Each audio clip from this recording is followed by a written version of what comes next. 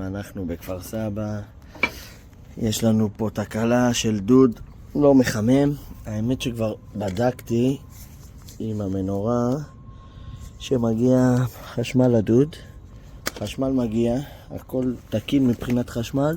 זאת אומרת כל הדוד מפוצץ באבנית. נחליף את הפלנץ', נשים פלנץ' חדש וזהו, זה יפתור לו את הבעיה.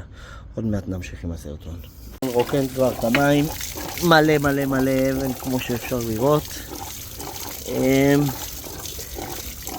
אתה מפחד על הפלאפון, עוד מעט נמשיך.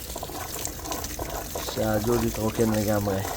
כפי שהבנו בהתחלה עוד, מלא אבן. הפלנץ כבר גמור. המאיץ אפילו התפרק כבר בפנים. על הפנים. אנחנו צריכים לעשות פה לפני הרבה זמן טיפול. יאללה, הנה הפלנץ' החדש שלנו. תודה. פלנץ' חדש. הכל טוב עכשיו. מלא מים ואפשר ללכת.